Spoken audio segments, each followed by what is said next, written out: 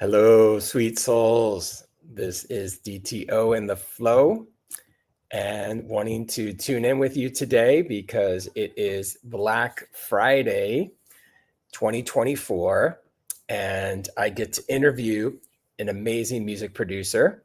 I like to say that we have a Black Friday banger. It's a dance track. I think you'll really love it. And we get to talk about the history of how music evolves from our childhood into our adult years, especially for those creative souls out there that are pursuing music. And before I move forward, I just want to presence everyone. I am at Embody Costa Rica. We have a beautiful wellness and retreat center. This is Himalaya and myself. We are celebrating now 4 years of our international move to Costa Rica. If anyone would like to come to our retreat center, you can check out Embody Costa Rica right there. We have professional recording studio. If you don't know who I am, first time seeing me, I am DTO. And you can check out all of what I offer here on the socials. And during this interview, feel free to comment, ask a question, and share. And if anything, you know, those algorithms are quite hungry. You can just drop any of your favorite emojis. So without further ado, let's bring on Kudos LoKey. How you doing, my brothers? Nice to see you. Good to see you. Awesome. Thanks for being here. Absolutely. And first of all, congratulations. Today is our launch day. I'm going to put this awesome artwork up on the screen. Thank you for making the artwork. Came out really beautifully. And yeah, that distant horizon, I love what that represents visually because there's always something out there that we're seeing, that we're seeking. And I want to give a big shout out to Riwa. And this was the original version. She was born in Mumbai, India, and she lives in Los Angeles as well.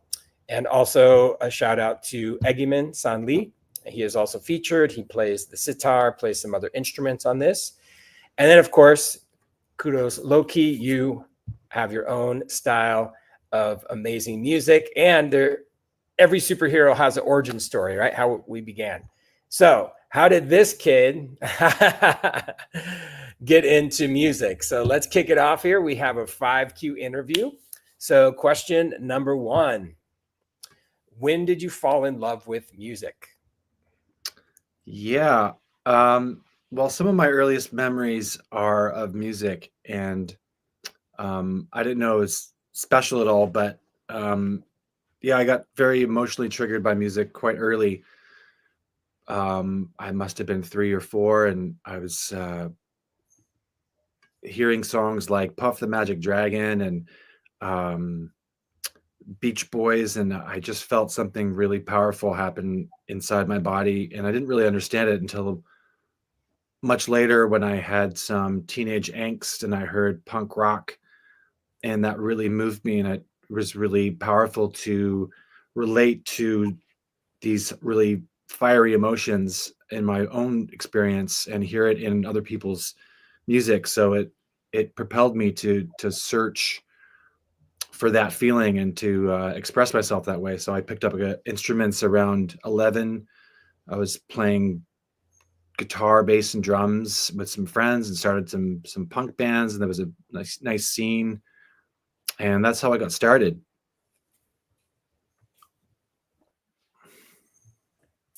Amazing. Punk music. I saw the Ramones once at Lollapalooza. Oh, wow. It was everything. It was back in 93. It's like Soundgarden, Metallica, Tool, and the Ramones. Yeah. All were out there playing. And I know a lot of them have passed. Beautiful. All right, let's go to question number 2. So, of course, this is when you received the energy of the music, you got activated, you got inspired. So then number 2 is what inspired you to write your own music? So when I started picking up instruments, I didn't really start by playing other people's songs. I would just make up my own sounds, and I actually didn't really know what I was doing at all. And I remember an older brother, he said, "Well, why don't you try tuning the guitar, and then it might sound a bit better." So I was just so compelled to express something, even if it was If it was completely out of tune, I was driven to express what I was feeling inside. So it started really early, and I'm still on that path. I'm still trying to figure that out and express myself in my own way. I haven't really been formally trained, although I have taught myself theory, and I did go to school for audio engineering, um, and that led me to where I am now. But it's always been a process of um, expression. So that's what I'm driven. That's what inspires me, is just trying to get out what's inside of me. Um, yeah, it feels endless. So yeah, I'm endlessly motivated. I love that. Yeah. So I'll put a few photos of you at festivals out in the world doing what you do. Here's another great one that we're using right now as the backdrop. Very cool. Love it. And going back to the origin story of you playing different instruments. And yeah, I love it. Because, yeah, as you said, like we get to express and get that creative juices out in the world. And, there's always this inward journey that we're in. And then it's like, how does that come out in the form of sounds? Beautiful. And so when you're creating your music, and then of course you play it out, or like today, the track is available to stream on all platforms. Question number 3 is the creative process. Like how, because a lot of people, they'll just go on their apps, right? They'll jump on Spotify like I am, and they'll be like, oh, okay, I just want to push play. And they push the play and it's like, oh, here's the song.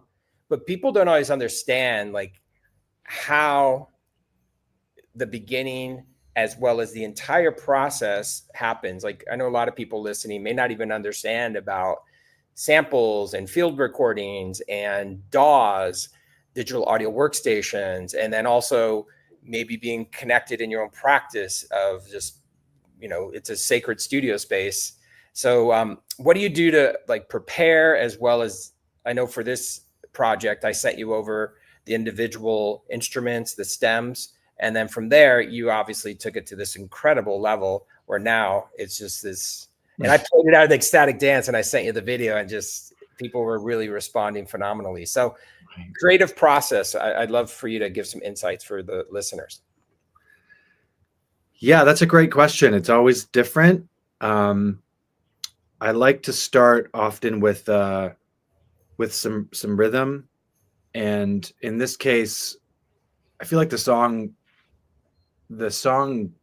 wrote itself for me. I just sped it up a little bit, and with this one, I started with that first that tom part, and so I was trying to create a lot of polyrhythms, so not playing the strong beats, playing off of it, and tried to create enough of a layer that once I added that kick, that 4-on-the-4 kick, it all kind of came together. I kept the arrangement pretty similar to what it is, just sped up. And yeah, I think I wanted to create something kind of organic house sound, but I wasn't going for a specific direction. I never tend to go in one direction. It's just what comes up, but I'm always looking to start with an organic source. And in this case, it was those toms that I played in this room here. And then just layered it, and it actually really came together really fast. This one wrote itself. So every situation is different. And yeah, I usually start with some sort of acoustic element and then build from there. Amazing. Yeah, I really love the polyrhythms. And a lot of times when you're listening or creating music, you just think of like 1, 2, 3, 4, 1, and you just like do. And so all these intricate, 8th notes and 16th notes and all these other percussive rhythmical layers, even though people may not understand what polyrhythms are, when you hear it, there's definitely this, it's almost like you're on a train and it's going, and you're just like, let's keep it going. So that's what I love about music, right? Rhythm is so infectious, and if you can get it started there, have a nice layer, nice bed. I mean, most of the music was already there already, so it was just filling in with that rhythm. Mm-hmm. Yeah. Yeah, and speaking of rhythms and moving and dancing, so we met at a festival. I want to put the photo up. Ah. Once upon a time in California. I know I live in Costa Rica now. You live in Toronto, and yeah, what a great time! So much fun. Oh, It's at Lucidity, which is no longer a festival, but we got to be there and be in the California sun. And Jackal and was there. Jackal was the one who hired Himalaya and me to come and be a part of the festival, and then we were like campmates, hanging yep. out, camping. Um, and yeah, what a great time! That's biking there. So yeah, I love how music is a part of a culture, and the culture is a part of how we view our lives. That then becomes a lifestyle, and then that Mhm. lifestyle can, in my own personal experience, can just bring about positivity in a way that I may not have had access to if I wouldn't have chosen a life of being a creative artist. Because, when we're going through emotions, it's like, well, how do you get those out? And so, as I was mentioning earlier, I did get to drop this track at an ecstatic dance, which was so much fun because, the people there just, how you have to test out music. Like, Oh, okay, yeah. let's see how people, especially with all the different rhythmical elements, um, I always say, don't trust a music producer that's not like dancing and moving at the same time as the beat. It's like you gotta, because when you're in it and you're gonna embody that rhythm, that's really powerful. And I love that you started with actual musicianship, right, and understanding how music works. And I can see you're in this phenomenal studio space right now. And then the creative process also is taking those organic sounds, like the vocals from Driwa, and then the sitar pieces, and then all the layers that I had added to the production of the original, and then recognizing, okay, where's the electronic sounds, where these other rhythms. So I really love this mashup. The first time you sent it to me, I was like, okay, yeah, Mm. can't wait to play this. And it's definitely every time I am able to play a set that's a dance set, of course, I get to play this out. So I always love that we get to expand our collective catalog to offer people different styles. And I will say, what we did is we also shared a instrumental version, which is something that's really great, because if you're a yoga teacher or embodiment practitioner, or if you're guiding any kind of movement practice, then you have the ability to have the instrumental playing and you can speak over top of it, especially if you're on a stage or if you're leading people. So that's something that we're offering. And it's, great opportunity, because sometimes, of course, the vocals are phenomenal. And there's also great, options now to have either one. All right, well, let's jump into question number 4. So when you're behind the decks, when you're playing music, how do people respond, either visually or verbally? What do they say to you about your style of music, and what do you witness? What's the response? Oh, that's a good question. I really don't know how to answer that. I don't always take in or even trust people's opinions of me often because they're speaking to me um, but I find it the most flattering when you're playing your own track and there is a great response, whether there's some sounding or people get into it a little extra. And I can't tell if it's me projecting that or hoping for that, but I don't always trust my judgment in that case. So um, yeah, I find as I as I'm developing my sound and becoming more clear, I think people are learning to expect the unexpected from me. I think this track is a good example of that. Something I haven't released before, so I don't really have one style of music. I just love music dearly, and um, I'm not thinking about labels or categories. It's just music that moves. So I don't know. I'm not too sure how to people's response. That's for them. Um, I'm just doing it because I love to, and I'm compelled to do it. I think people like it. I'm not sure. I'll just keep on going and see what happens. That's great. Absolutely. Well, you know, what I recognize too is music is, of course, it's multidimensional, and we create it as producers because we're feeling magnetized or we're feeling connected to a rhythm, or there's that piece and part of us that we're creating it because we're creating it. And what I love about being able to play the music out is to witness people, you know, moving their bodies. Sometimes people, you know, even though they may not be the ones that come up and say, "Oh my gosh, that was an incredible set" or something, there's something that people take away usually from any style of music that's out there, and there's a reason why, you know, that they're out there in the audience and they're dancing or they're experiencing what you're creating out there. And what's really cool too is one of these things about social media and even all these streaming apps that are the thing now is we'll never know how many human beings actually have ever heard your music, you know, like it's almost impossible. I mean, you can go into like the analytics and you can see different countries, you can kind of parse it out like that, but who knows if that song just landed perfectly at the right time for someone that music that you created could make an impact, right? I mean, let's hope. Yeah, I got a little note on SoundCloud from someone in Japan the other day, and just said, "I really like your music," and it meant so much to me because it's so far away, and no one asked them to do that, and I often do that to artists that move me quite a bit. So yeah, that was really touching, and yeah, you never know how people are going to respond to it, but people are Mhm. compelled to reach out to you, and um, without asking anything of you, they just want to share. I think that's such a beautiful compliment.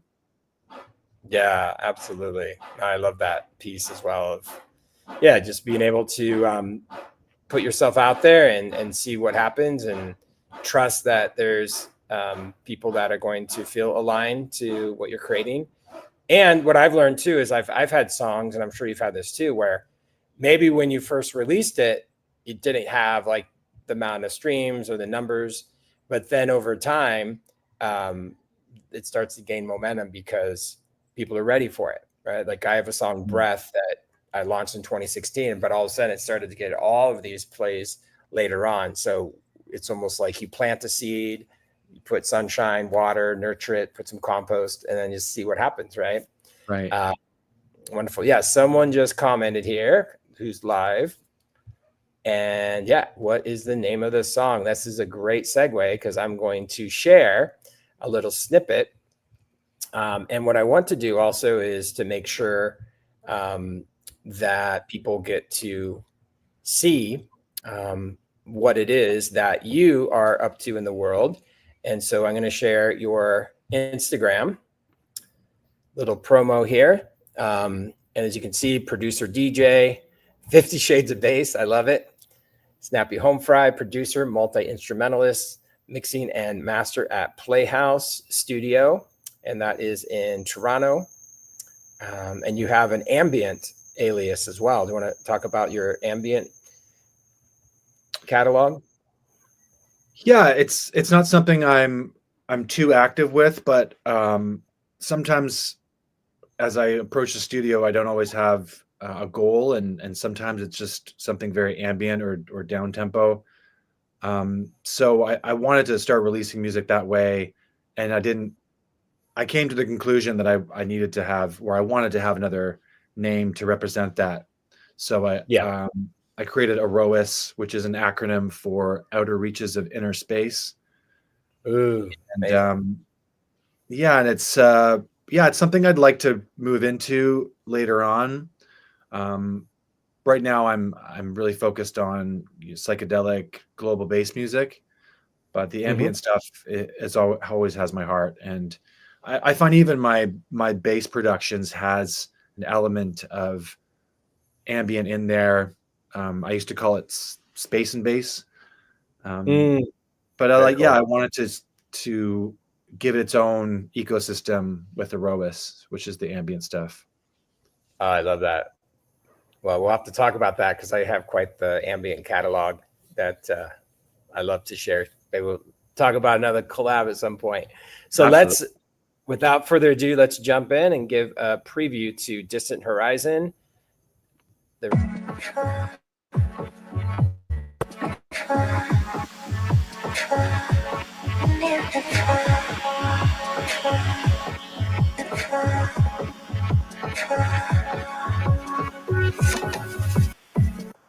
All right, today is the day. We did it.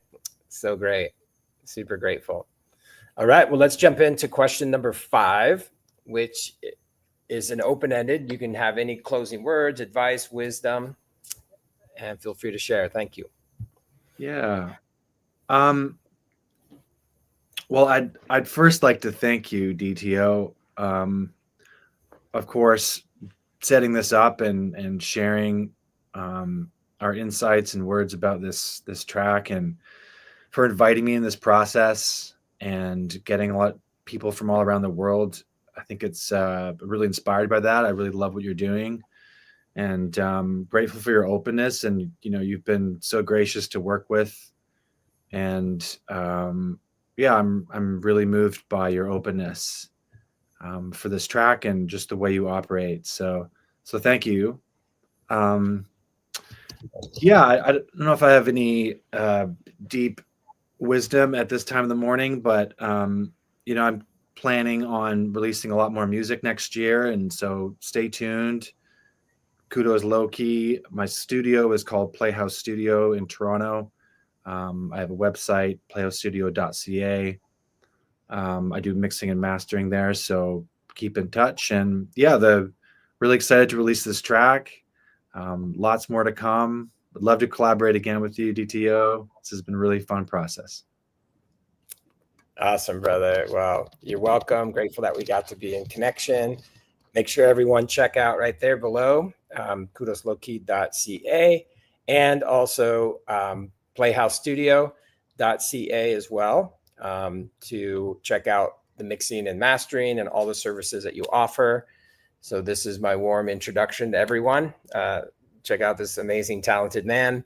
And thanks everyone for watching, for listening, for being a supporter of musicians out in the world. And hopefully, if you have a song in your soul that you want to really get out there in the world, reach out to either one of us, because we've been in this for a while, and all it takes is a request to just say, hey, I have some questions, or maybe you want some mentorship, or maybe you want some mixing and mastering or some guidance. We're here for that, obviously, because that's what we love to do, is bring that out into the world. Some people know my background as being a school teacher, and my nature is to teach. And so, again, everyone, check it out. It is live today, streaming on all platforms. Distant Horizon, Rewa, Egiman, Kudos LoKey, DTO, the 4 of us came together. And what I love too is quite the international lineup. Rewa is from India, Egiman is from Turkey. I'm from the cornfields of Iowa, living in Costa Rica, and Kudos LoKey is in Toronto. So we're representing multiple continents. And thank you, brother. Appreciate you. Thank you, brother. Yeah, you're welcome. All right. Thanks, everyone.